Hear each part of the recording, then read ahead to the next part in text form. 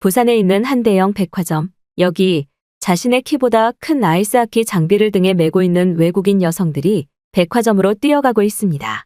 백화점 정문에 도착한 그녀들은 뜬금없이 백화점 정문에 있는 한국인들의 행동에 충격을 받고 화를 내기 시작하는데요. 도저히 참을 수 없는 분노에 외국인 여성들은 아이스하키 장비까지 버리고는 백화점 정문에 주저앉아 단체로 눈물을 흘리고 맙니다. 과연 외국인 여성들에게는 대체 무슨 일이 있었던 것일까요? 안녕하세요. 저는 체코에서 몇 없는 여성 아이스하키 선수팀으로 활동하고 있는 바브로바라고 합니다. 고등학생 때부터 도시지역 대표 선수로 활동을 하던 저는 약 4년 동안 체코의 여성 아이스하키 국가대표가 되기 위한 목표를 이루기 위해 굉장히 힘든 시간을 보내고 있는데요. 체코에서는 아이스하키라는 종목 자체가 돈이 많은 사람만 할 수 있는 귀족 스포츠로 알려져 있기에 저처럼 가난한 선수는 오직 실력으로만 국가대표 자격을 얻어야 하는 굉장히 힘든 종목입니다. 특히나 체코에서는 아이스하키를 연습할 수 있는 빙상장이 거의 없을 뿐더러 하루 연습을 하는 것에만 해도 엄청난 비용이 소모되기 때문에 저처럼 작은 도시 지역의 선수들은 연습하는 것 자체가 너무나 힘든 일인데요. 그런데 얼마 전 저희 도시 지역 대표팀의 한 선수는 자신의 SNS 계정에 이러한 빙상장을 구하는 어려움과 체코의 훈련시설 부족으로 인한 아이스하키 선수팀의 실체를 글로 적어 올렸고 약 하루 뒤 의문의 한국인에게 메시지를 받게 되었습니다. 자신을 준수라고 소개한 한국인은 저희 도시 대표팀의 딱한 사정을 우연히 보게 되었다는 말과 함께 뜬금없이 한국으로 오면 저희가 겪고 있는 문제 대부분이 해결될 것이라는 황당스러운 메시지를 보냈더군요. 사실 처음에는 한국이라는 나라에 대해 저와 팀원들은 들어본 적도 없을 뿐더러 일본 옆에 작은 나라라고만 알고 있는 것이 전부였기에 메시지를 확인한 대표팀 선수들 몇몇은 한국으로 간다고 아무것도 해결되지 않을 것이라며 어처구니 없다는 반응을 보였습니다. 하지만 저는 어차피 지금의 상태가 지속되어도 체코에서는 빙상장을 빌리지 못해 연습을 하지 못하는 것은 물론 한국이 오히려 체코보다 살기 좋은 나라가 아닐까라는 막연한 희망을 가지게 되었는데요.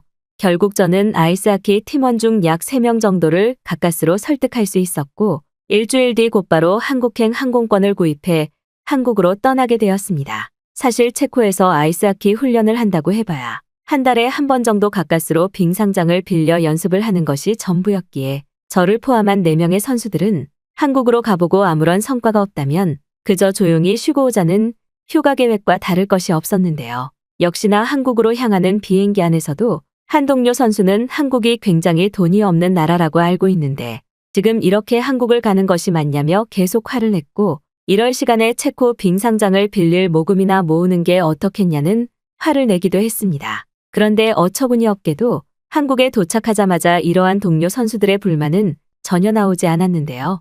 특히 공항에서부터 마주할 수 있었던 다양한 한국인들의 모습은 전혀 가난한 사람처럼 보이지 않았기 때문입니다. 일반적으로 한국이 체코보다 가난한 나라였다면 공항도 제대로 관리되지 않고 노숙자가 무조건 보여야 했는데 한국의 공항은 노숙자는커녕 오히려 공항 이곳저곳에 자유롭게 물을 마실 수 있는 최신식 정수기는 물론 저희와 같은 스포츠 선수들을 위한 무료 라커룸도 제공되고 있었는데요. 특히나 체코에서는 저희 키보다 큰 아이스하키 장비들을 보관하는 시설 자체가 공항에 설치되어 있지 않아서 무조건 무겁게 손에 들고 다녀야만 했는데 충격적이게도 한국은 다양한 종목의 스포츠 스타들이 꽤 한국을 많이 방문하는지 아이스하키 장비를 넣을 수 있는 상당한 크기의 보관함을 무료로 사용할 수 있더군요. 단 한 번도 보지 못한 아이스하키 장비 보관시설에 저와 동료들은 곧바로 공항에 있던 한국인 직원분을 불러 이것이 저희가 알고 있는 스포츠 장비 전용 라커룸이 맞냐고 물어보았고 한국인 직원분은 다소 놀라는 표정을 지으며 최근 한국으로 전지훈련을 오는 다양한 스포츠 종목 선수들을 위한 최신식 라커룸 시설이라며 저희의 장비를 보더니 아이스하키 선수들이 맞냐는 말을 하셨습니다. 놀랍게도 한국은 저희가 생각한 가난한 후진국의 나라가 전혀 아니었고 오히려 다양한 나라의 스포츠 선수들도 굉장히 자주 찾아오는 엄청난 인프라가 발달되어 있는 선진국의 나라였는데요. 저와 동료들은 아이스하키 장비를 라커룸에 집어넣고는 이렇게 깔끔하고 큰 보관시설은 처음 본다면서 한국에서 생활한다면 무거운 장비들을 들고 다닐 필요가 없는 것 아니겠냐면서 놀라워했고 그건 저를 포함한 동료들 전원이 마찬가지였습니다. 누군가에게는 전혀 필요 없는 시설일 수 있겠지만 한국을 처음 방문한 저희 선수팀에게는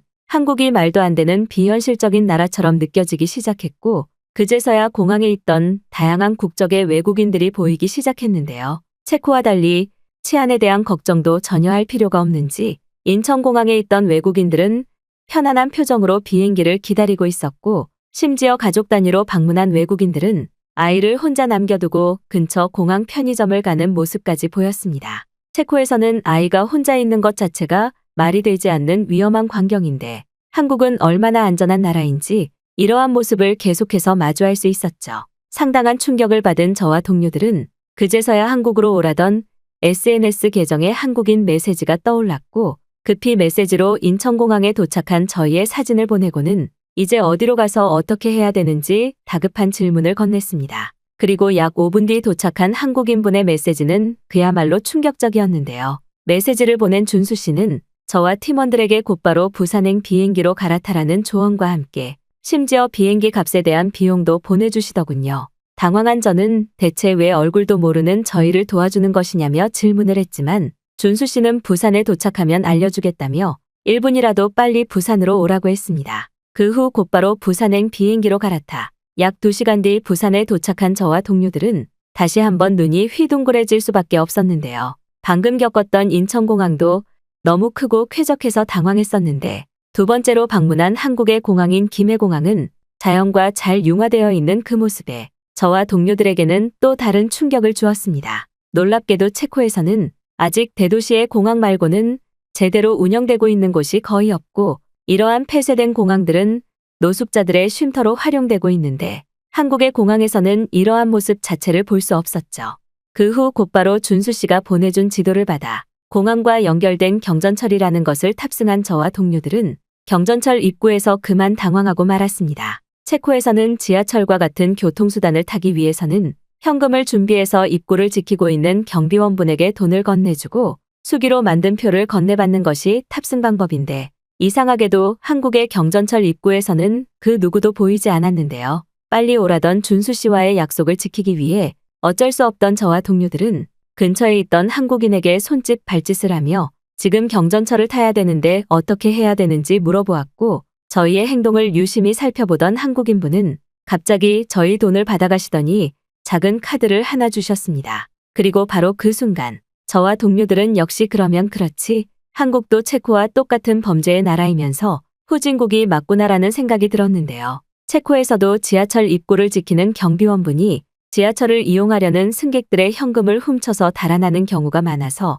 항상 경비원분을 주시해야 하는데, 선진국이라고 생각했던 한국 또한 저희의 돈을 받고 표를 주지 않았기 때문입니다. 무시당했다는 생각에 화가 났던 저는 카드를 내미는 한국인분에게 찡그린 표정을 지으며 그러지 말라고 했는데, 갑자기 한국인분은 저희에게 건네려던 카드를 다시 가져가시더니 경전철 입구로 향했는데요. 놀랍게도 한국인분은 저희에게 주려던 카드를 이상한 기계 같은 것에 접촉했고, 그 순간 기계의 문이 열리는 놀라운 상황이 펼쳐졌습니다. 살면서 단 한 번도 보지 못한 이상한 시설물에 저와 동료들은 충격을 받았지만, 한국인분은 열린 문을 통해 안으로 들어오라고 했고, 저와 선수팀 전원은 한국 경전철의 말도 안 되는 입장 시스템에 좌절할 수밖에 없었습니다. 한국인들에게는 정말 아무것도 아닌 무인 출입 시스템이었으나 카드 하나로 자유롭게 출입할 수 있고, 또 경비원에게 현금을 주지 않아도 된다는 사실은 체코에서 태어난 저와 동료들에게는 충격적인 상황 그 자체였는데요.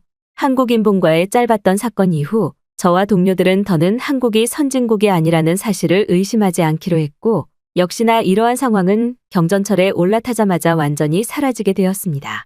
한국의 경전철은 신기하게도 사방이 지하가 아닌 하늘을 나는 것과 같은 풍경이 보이고 있었고, 심지어 경전철 내부에는 저희와 같은 외국인들을 위한 AI 안내 서비스 스피커도 설치되어 있었는데요. 경전철의 한쪽 벽에는 궁금한 것을 질문하라는 영어가 적혀 있었고, 그곳에는 작은 블루투스 스피커가 보였습니다. 마치 영화와 같은 광경에 이게 지금 진짜냐며 호들갑을 떨던 저와 동료들은 준수 씨가 보내준 지도의 목적인 부산의 백화점을 가기 위해서는 어떻게 해야 되는지 블루투스 스피커의 사용법 안내를 읽고 핸드폰 번호를 입력한 뒤 질문을 건넸습니다. 그리고 약 10초 뒤 스피커에 입력했던 저희 휴대폰 번호로 상세하게 영어로 번역되어 있는 새로운 지도 메시지가 도착했는데요. 정말 믿을 수 없게도 목적지로 가기 위한 다양한 방법들이 영어로 번역되어 자세히 설명되어 있었고, 충격적이게도 이러한 시스템은 사람이 하는 것이 아닌 무인 AI 시스템으로 운영되고 있었습니다. 체코와 한국의 생활편의 시설 수준이 이렇게나 차이가 난다는 사실에 큰 충격을 받은 저와 동료들은 곧바로 경전철에서 운영되고 있는 외국인 대상 길 안내 서비스를 사진으로 찍어 체코의 친구들에게도 보여줬고, 역시나 친구들도 저와 똑같은 반응을 보이며 지금 영화 촬영을 하고 있는 것 아니냐면서 한국의 도시 인프라 수준에 기겁하는 반응을 보였죠. 하지만 경전철에 앉아있던 한국인들은 저희를 신경조차 쓰지 않았고, 한국인들에게는 그저 이것이 평범한 일상과 다름이 없는 것 같았습니다. 그리고 약 30분 뒤 목적지에 도착한 저와 동료들은 부산의 한 백화점에 들어가게 되었는데요. 이미 그때부터 저와 동료들은 한국에서 편하게 훈련을 할 수 있다는 준수 씨의 말은 완전히 잊어버린 채 그저 한국의 백화점은 또 어떤 모습일까라는 기대감으로 백화점 내부로 들어가게 되었습니다. 전 세계에서 순위권에 들 정도의 규모를 가지고 있다던 부산의 백화점은 입구에서부터 충격이었는데요.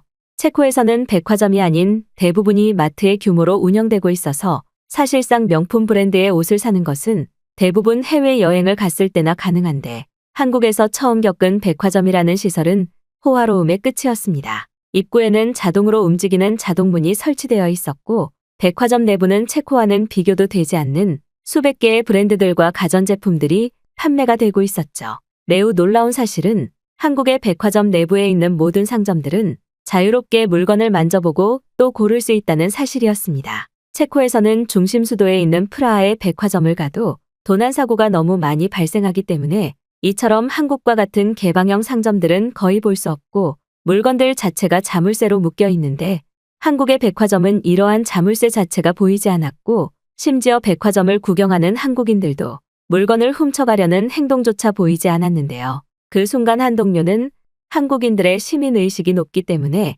이러한 쇼핑하기 편한 백화점 시설이 가능한 것 같다면서 체코에서 보낸 시간이 아까울 정도로 한국은 다른 나라들과 격이 다른 선진국인 것 같다며 완전히 한국에 빠진 모습을 보이더군요. 그렇게 준수 씨의 길 안내로 백화점의 제일 위층에 도착한 저희들은 엘리베이터의 문이 열리자마자 당황하고 말았습니다. 놀랍게도 저희의 눈앞에는 체코에서는 비싸서 사용하지도 못했던 빙 상장이 엄청난 크기의 규모로 운영되고 있었고, 심지어 그곳에는 어른과 아이 할 것 없이 누구나 자유롭게 빙 상장을 쓰고 있었기 때문인데요. 그런데 더욱 충격적인 것은 이러한 빙 상장을 이용하는 것 자체의 비용이 굉장히 저렴했다는 사실입니다.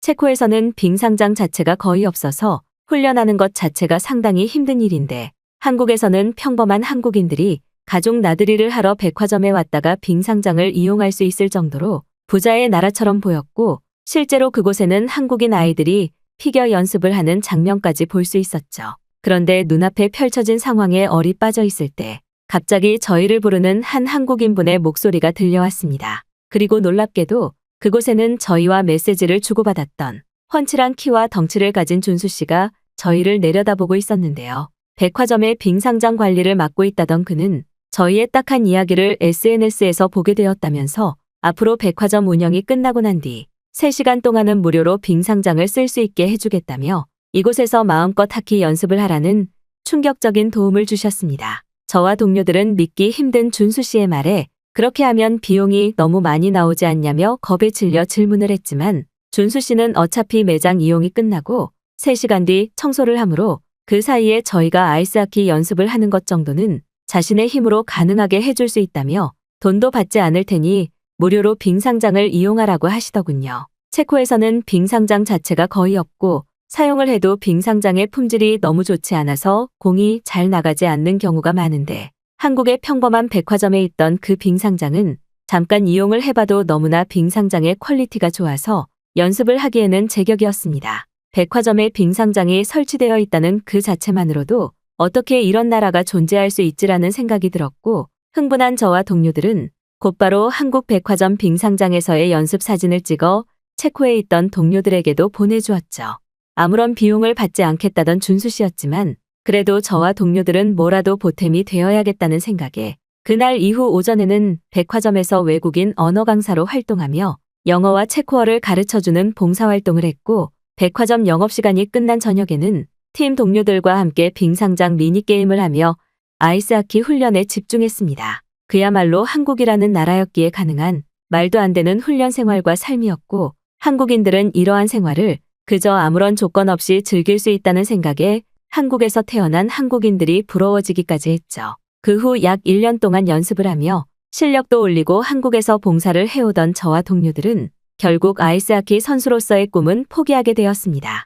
체코 선수로 활동하기 위해서는 다시 체코로 돌아가야만 했는데, 저와 동료들은 한국에서의 삶이 너무나 편하고 좋아서 그러고 싶지가 않았고, 이왕이면 한국에서 일을 하며 지내고 싶었거든요. 특히 1개월, 2개월 시간이 지날수록 한국에서의 삶은 체코와는 비교조차 되지 않을 정도로 안전하고 편리했고, 너무 살기 좋아서 매일매일 웃음이 절로 나올 정도였습니다. 아이스하키 선수로서의 꿈은 접게 되었지만, 지금 한국에서 지내고 있는 저와 동료들은 체코에서보다 더욱 행복한 삶을 살고 있기에 오늘도 한국인분들에게 감사한 마음이네요.